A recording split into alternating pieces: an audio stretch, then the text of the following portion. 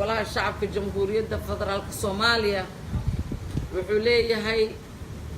xeer hoosaadkaana waxaa horey u saxiixay guddoonka golaha shacabka oo uu ugu horeeyo guddoomiye Maxamed Sheekh Cismaan Jawaari oo ah guddoomiyaha mooshinkiisa yaalla taasaan noo dhaxaysa taasaan ku wada shaqaynaa taasaana kala xadeynaysa sida saxaafaddu u jeedo waa xeer hoosaadkii golaha shacabka oo ay guddoonkeennu noo saxiixeen markii golaha shacabku ansixiyey intaa wixii ka dambeeya diyaar uma nihin in aan marin habaabinno shacabka Soomaaliyeed guda iyo dibad diyaar uma nihin inaan ku kalsoonaan weyno wixii aan qorannay diyaar uma nihin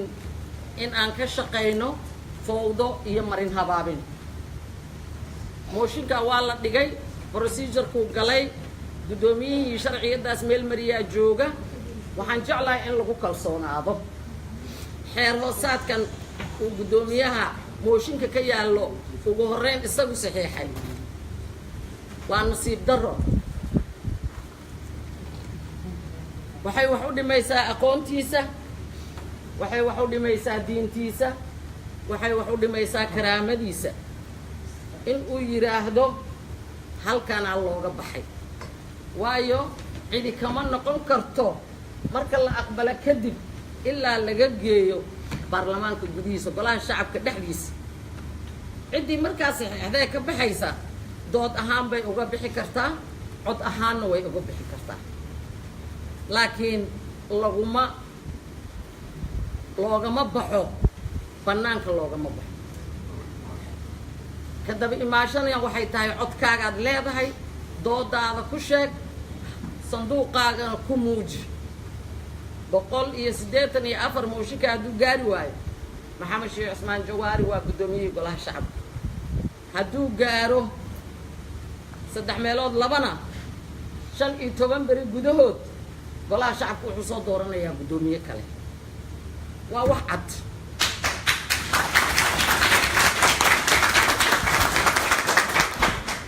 kama filaynin wixii uu ku hadlay doraad oo ahaa miiskana la igaga noqday 6 bilood kadibna la igama sheegi karo kama filaynin wixii uu xalay yiri hal xaba ku soo darsada kama filaynin meel ka dhacay ku tahay aqoontiisa annagana waxaan xaq u leenahay ay gar noqonaysaa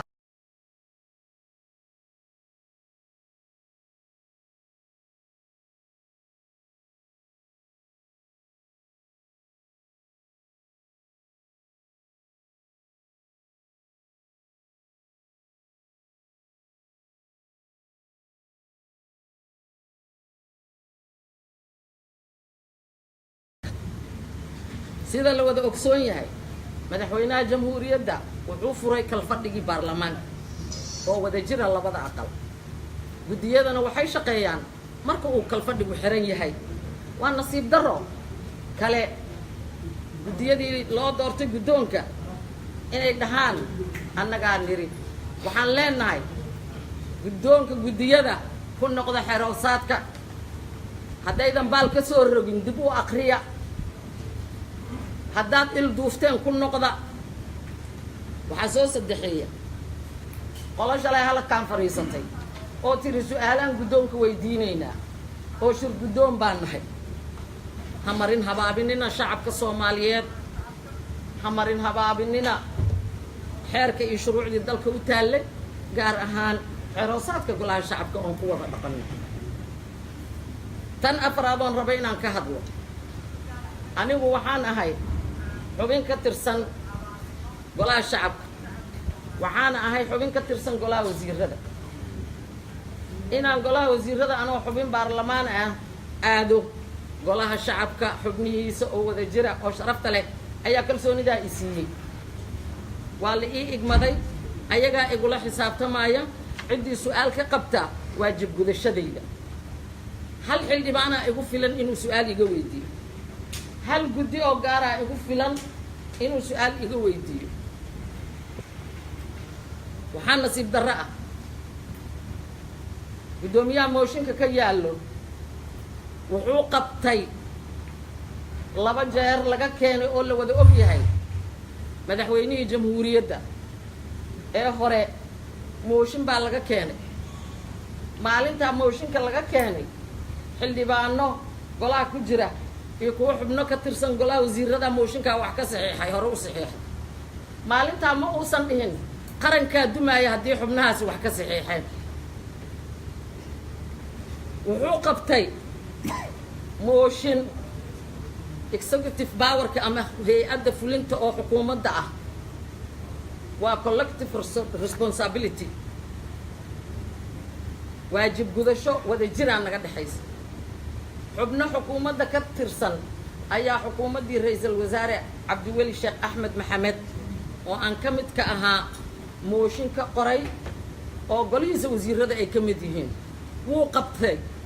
maalintaa ma dhihin jawaari hay-adda fulinta ay ku burburinayaan ma uusan dhihin doraad mayd maxaa la yidhi kee ugu dambeeya dalka wuxuu leeyahay shuruuc hindise sharciyeed wuxuu ka yimaadaa curuntiisa xukuumadda baarlamaankana mararka qaarkood waa laga curiyaa sharci fadhigeenna ugu dambeeyey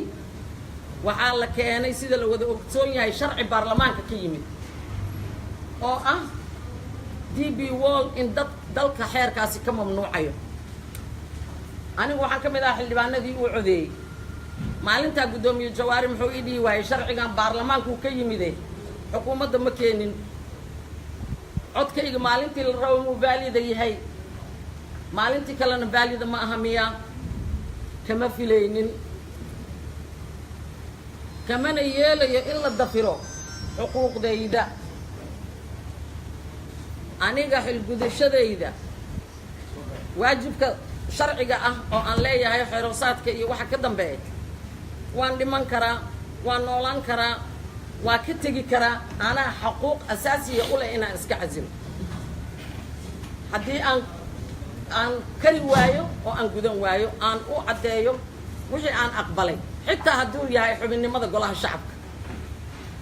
iska dhaafa xubinnimada golaha wasiirade saas daraaddeed waxaan rabnaa inaan dadka la marin habaado guddoomiyaha jawaari wuxuu caan ku ahaa inuu dhaho beesha caalamka nama soo faragelinaysee qadiyadaheenna gudaheennaan ku saxanayna ma maanta uu leeyahay beesha caalamkaa timaado bulshada rayidka iyo cid walba iyo soomaali iyo caalamka asaa u sheegi jiray qadiyadaheenna kanaan ku ansixinaynaa waxaan leeyahay oon kusoo gabagabaynayaa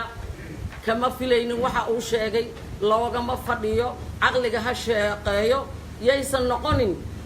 qofka ugu ildheer baa dadka ugu aqoon daran saas daraaddeed yaan laga abaaroobin maanka iyo garashada saas daraaddeed yaan la marin habaabinin wax burburaayo ma laha maalmo qoran waaye guddoomiyaha waxaan ka rabnaa inuu miidiyaha ku noqdo oo mar labaad caddeeyo daciifnimay ku tahay uu ka noqday hadalkii hal xaba ku soo dara kuma soo darayna taasaa aqbalaysaa haddii meel dhexe la tegaayo iyo haddaan hoolka aan tegaynana kaasaan aaminsannahay 170kiina gudaha looga noqonayaa ee bannaanada loogama noqdo wabilaahi tawfiiq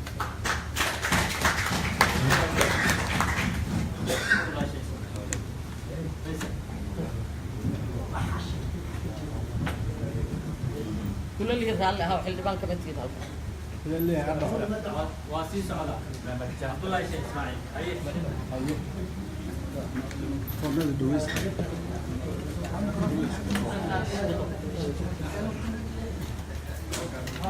كيف بيها الخرطة اللي قرينا هذا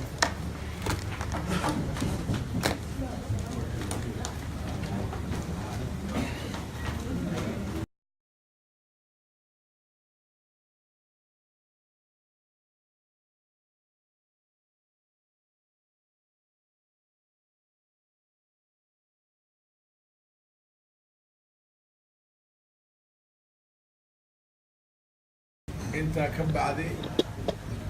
halkan waxaa isugu yimid xildhibaano ka mid ah xildhibaanadii saxiixay mooshinkii laga keenay gudoomiye sheekh cusmaan oo iyagana haddii alla ku rooyee taageersan mooshinkaas ayaa halkan isugu yimid oo kulligoodba wada danaynaya danta guud qaranka annaga waxaan rabnaa shacbiga soomaaliyeed inaan u sheegno waxay haddii alla ku roon yahay ku badbaadinayaan barlamaan kaalintiisii maaragtay muxuu ahaa maaragtay muxuu ahaa la habaabin la marin habaabinayo intaas waa wax soo socday bay ahaayeen mudday soo jiitimayeen hadda ayaa daadkii uu soo biyo tufay marka insha allahu tacaala arrintan ka warwareeg ma leh gudoomiye jawaari nin sharaftiisa dhowranayaan kugu aqaynay nin wadanimo xoogaa maaragtay muxuaha ay ku jirto ayaan kugu aqaynay nin qarannimada ay ku weyntahay aan kugu aqaynay intaad jidjiid qarankan gelin lahayd ama ay ku roon tahayba inaad istiqaalad iska dhiibto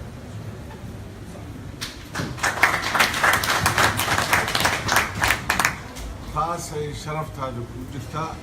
annagana waktiga inaan beeqaansanno oo danta waktigii aan maaragtay muxuu ahaa aan mooshinkaan marintiisa nooga lumi lahaa aan hawshii kaloo na sugaysay aan gudagalno durbadiiba marka waxaan ku leeyahay waddada saxa waxa weeye inaad la tashitid damiirkaaga waddada saxa waxa weeye inaad dhowrtid maaragtay maxaa la yidhahdaa xeerka xeeroosaadka iyo dastuurka waddada saxa waxa weeye inaan si fiican ku sagootino adoo aan ku jecelnahay ma rabno annagoo ishaaraamayna marka warkayga sharafkaadana ilaasho guddoomiye warna wuxuu ku dhahay walaashay warkii khadiija warkii ay soo jeedisay annagana kulligayna waa wada taageersanahay haddana insha allahu tacaalaa mooshinkan waa mooshin sharci ahaan ku jira ka warwareegis ma qabto arrintaas mana rabto isagana waa ogyahay annagana waa ognahay ilaahayna waa nala ogyahay marka mooshinkan barlamaankuu tegayaa halkaasaa lagu kala baxayaa haddii isagu nasiibkiisu yahay inuu sii joogana waa joogaya haddii laga kaaftoomayana uu baxayana halkaasuu maaragtay si sharaf leh uu uga baxayaa albaabka laakiin waxaa ka sii sharaf badanba oon aniga halkan baa uga jeedinayaa inuu yidhaahdo walaalayaal masaasaa garateen haa odagiini aad isku raacsaneedeen baan ahaye maanta masaana garateen haa anigu waan dhiibay wassalaamu calaykum waraxmatullaahi wabarakaatuhu waddankana aan noolaado haddi inuu yidhaahdo ay ku qurux badan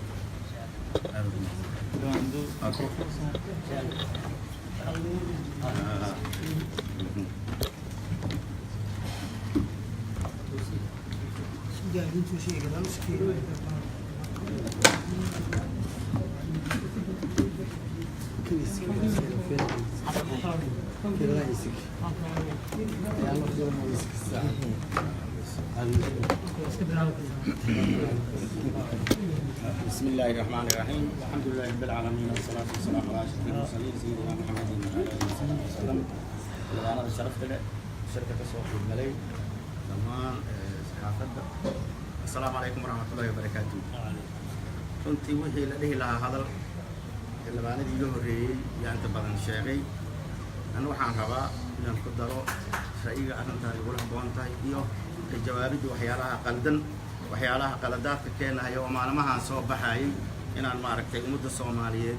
أنا وعدينه حقائق كتير معركة برنامج الحديث أهمها بكسوس بونادي وحي كسليسين كنت وحنا ربا سيد هرتاي بلو شيء أرمها ما لما هنصوب بحاي أو جواري iyo maaragtay xildhibaanad maaragtay hataa ku taageersanna waa lii sheegay oo guddoomiyaasha guddiyada qaar kamid ay ka mid yihiin ma aha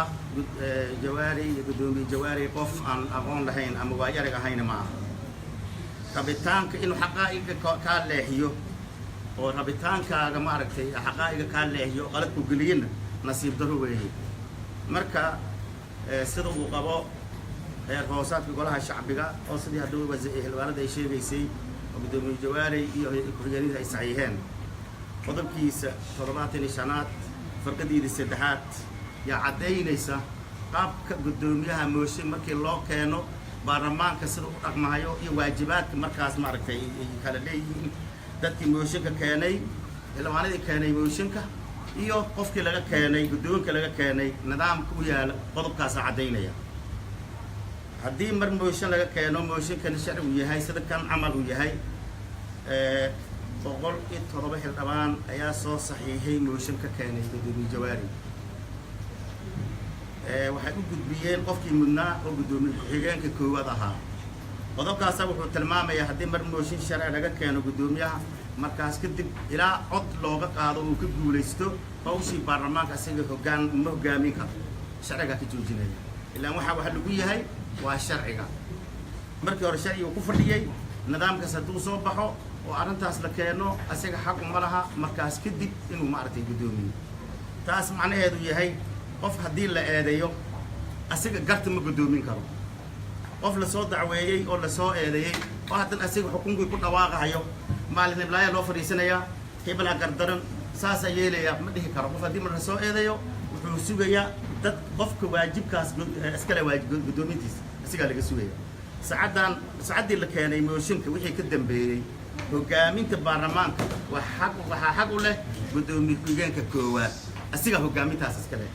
waxaana siiyey heer hoosaadka baarlamaanka iyo shuruucda noo yaallo ayaa siiyey taas haddii lagu qanci waayo waxay noqonaysaa arrin lagu qaldamay sharciga runtii guddoomiye jawaari waxyaalaha lagu soo eeday waxaa ka mid ahaa inuusan ku dhaqmayn heer hoosaadka iyo dastuurka taasna waxaa daliil u ah qodobkaas uu og yahay oo asiga saxiixay markuu inkiray oo qodobkaas la soo fadhiistay wixii xildhibaanadu ku soo eedeeyeen asigaa caddeeyey taasa daliil u ah waxaan kale rabaa inaan caddeeyo ilaa xalay waxaa lagu celcelinayay baarlamaankaa la qabsaday baarlamaankaa lala wareegay waan la yaabnay taas waa qalad kale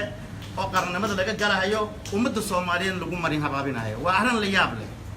baarlamaanka waxaa noo ilaaliyaa ciidamada amasom qeyb ka mid ah oo aan badnayn iyo ciidanka booliska soomaaliyeed ayaa ilaalinaya ayagiyaa jooga mar allaal markii baarlamaanka uu furmaayo sharag la qabanayo ciidanka waa la soo badiyaa markii baarlamaanka yahay dad yaraa ilaaliya taasa waxaa laga dhigay inay dembi tahay oo la yidhaahdo baarlamaanka lala wareegay oo la qabsaday caalamkii iyo ummaddii soomaaliyeed loo sheego waa nasiib darra taas naftarkeedan tacadi kale ummadda soomaaliyeed laga galay oo baarlamaan laga galay weeye kaas weliba in caalamka loo sheego taas horta anu waxaan leenahay wixii nidaamka nagana farahayo oo heer hoosaadka baarlamaanka dastuurkana farahayo kaasaan ku dhaqmayna minihin dad inuu baarlamaankan karaamo beelo oo dumo dad ku shaqaynaya minihin waxaan ahay dad shuruucda u hoggaansan haddii guddooyinkooda ay dhaliilan iska bedeli karo hadduu u fiican yahayn sidiis ugu dambeeyo oo awaamirtiisa qaata marka guddoomiyihii maadaama baarlamaankii ay u arkeen in hoggaamintii la rabay fulintii iyo hoggaansanaantii shuruucdii yacni dardargelintii dastuurka ummadda soomaaliyeed u fadhiday waxyaalihii laga rabay oo dhan hoggaamintooda haddii lagu dhaliilay oo la yidhi guddoomiye waqti badanna maaragtay baarlamaankan hoggaan u ahaatay waa lagu qanci waayay sidaad u hoggaaminayso naga fadhiiso haddii la yidhahdo lagu soo jeediyo laba arrimood xag u leeyahay guddoomiye jawaari in uu sugo codka 184 ku dhacaya aadaa looga badiyay inuu taas aamino oo sugo ama sidii hadduu walaalkay soo jeedinahay camal war odayaan ahay haddii baarlamaanka intiisa badanba mar sidaas soo garteen waayahay warkiin waayale anigaaba ka fadhiistay cod hataa ma sugaay labadaasaa u bannaan ma ahin in yacni ummadda soomaaliyeed waxyaalo qaldan u sheego oo caalamkii u dacwoodo sideedin anigu maba ogolinba in lasoo fargeliyo baarlamaanka waajibaadka dastuuriga asigi leeyahay hay-ado kale inay soo dhex galaan ama ajnabi soo dhex galo qorshidaana kama bid ma aha annaga asxalina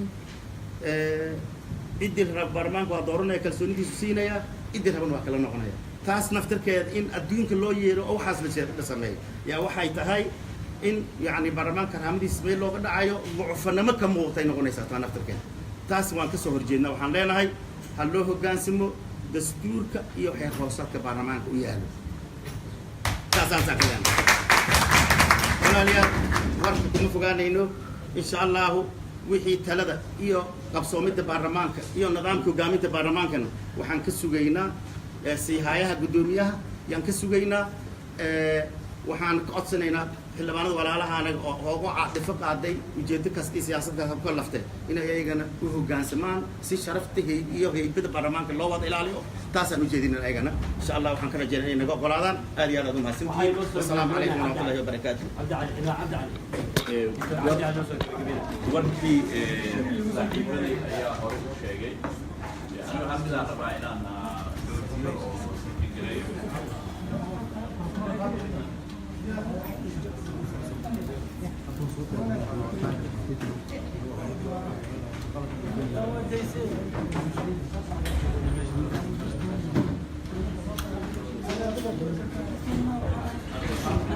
ayaan rabaa inaan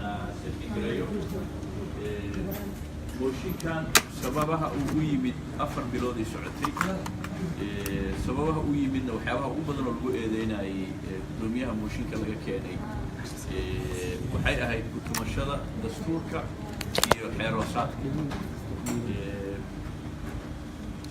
laba kal fadhi waxaan hore u sheegnay baarlamaankan inuusan lahayn qorshe hawleedkii baarlamaanka uu ku shaqayn lahaa sanadkii labaadaa bilowday qorshe hawleedkii baarlamaankan miyaan waxyaabihii lagu eedeynayay ka mid ahayd waana sharciga wuxuu siinayay baarlamaanka bisha ugu horeysaba in la keeno qorshe hawleedkii baarlamaanka waxa uu ku tuntay maxaa la yidhaahdaa xeer hoosaadkii baarlamaankan 133 xildhibaan oo cusub ah jooga xeer hoosaadka in waxay ahayd dib u habeyn lagu sameeyo sanadkii labaadaan joognaa isagoo ka fadhiya wax walba oo baarlamaankan hore u wadi lahaa isagaa hor istaagay waxyaabaha looga horkee markii damcayn lala hadlana shuruucdiina isagaa ku tuntay baarlamaankaana maalinka hore u furaya maalinka hore u xiraya hadda waxaa arkaysaan jahwareerkii wuxuu marinayaa qodobka tobnaad ee xeer hoosaadku xalay cuskaday asoo meediyaha la hadlaayo oo weeraraya amniga iyo baarlamaanka qodobka tobnaad ee xeer hoosaadka akhrista meel walbuu ku jira wuxuu ka hadlaya shaqada habdhowraha habdhowruhu waa qayb yaroo ka mid a baarlamaanka oo maamulkanaga gudaha golaha markaan fadhino shaqooyinka noo qabto habdhowrayaashuna amnina shaqo kuma lahan amni hadday shaqo ku leeyihin amniga waxaa laga hadlaya maalinka fadhiga aan joogno nabad sugidii iyo booliskiina ilaalinaya howlahoodii ma kala haya irdihii si fiican ugu jooga waxaasay ka hadlayaan ayagana waxaa amar siiya hadba guddoomiyaha sharciga u jooga haddii xataa ay tahayna asaga shaqo kuma lahan cidda kormeeraysa oo ciddaa amar siin lahayd waxaa waye guddoomiye ku-xigeenka koowaad oo ah hadda sii hayaha guddoomiyaha inta codsigan uu dhinac uga dhacay marka waxaa ka muuqatay guddoomiyihii hore ee baarlamaanka maxaa la yidhaahdaa waran jawaari in jahwareer xoog la ku dhacay asagii la rabay sharciga iyo xeer hoosaadka inuu ilaaliyo waxaa moodaa waa run shacabka soomaaliyeed xeer hoosaadkeenna ma wada haystaan marka inta subax walba inta la soo istaagay haddii qodob la yidhahdo hebel wax oo aan shaqo uusan ku lahayn la yidhaahdo waxaasna waa ka hadlaya ayaan darro way odayga aniga waxaan qabaa odayaal saaxiibadiisa yaa halkaan fadhiya baarlamaankan waa soo wada shaqeeyeen inta badan hadda 5 sano ay wada shaqeynayaan aniga waxaan qabaa nasteexintii cabdullaahi uu soo jeediyey xildhibaan cabdullaahi inuu qaato waa ka wareertay haddiiba xeer hoosaadkii qodobkii 10aad iyo qodobkii 9aad iyo qodobkii 8 isaga qaldameen maamulka iyo waa ku adkaan doontaa aniga marka waxaan kula talinayaa guddoonka inuu intaa wixii ka dambeeya annagana jidjid uusanna gelinin maalin walbana annaga nooma habboona markuu qodob 8 ka hadlo oo si qaldan ugu akriyo inaan ka daba akrino karaamo maaha baarlamaankii karaamo uma aha waxaan odhanaynaa inuu iska nasto haddana waxaan ku qasbannahay inaan xeer hoosaadka inta qodobu ka kooban yahay wasaaidyada gelino markuu mid sheegaba shacabka ayuu sii u akristaan waayo annaga ihaanan ugu tahay doodannadu waxaan rabnay golaha shacabka gudihiisa inay ka bilaabo inaan meediyaha isaga akrino qodob hebel iyo qodob hebel ayaan darray ku tahay shacabka soomaaliyeedna waxay ku noqonaysaa naxdin iyo cabsi marka waxaan u jeedinaynaa guddoomiyaha laga keenay mooshinka waa u jeednaa waa ku kalsoonaan laayahay baarlamaankiisii si sharafna walaalihiis talada usoo jeediyeen istiqlaalada ha keeno annagana yuuna wareerin xildhibaan waayo baarlamaankan waa soo fadhiisanaya caqli iyo cilmi wuxuu hayo waa u baahannahay kursigiisii waa u bannaan yahay guddoomiyaal horaa haddaba xildhibaan noo fadhiyo halkaan talada la talinaya ma ahan markii ugu hore madaxweyneyaal horaa ah xildhibaanada ka mid oo soo fadhiista taladiis waa loo baahan yahay oday waa u baahannahay khibrad aad u tiro badan uu leeyahay laakiin jahwareerka intaan ka badan ummadda yaanaan gelin annagana hana ixtiraamo asagana ixtiraamaa u haynaaye nin qaran waaye nin dowladeed nin soo shaqeeyo waaye aakhiru zamaanka intii u dambeysay yuusan isaga tuman wabilahi tawfiiq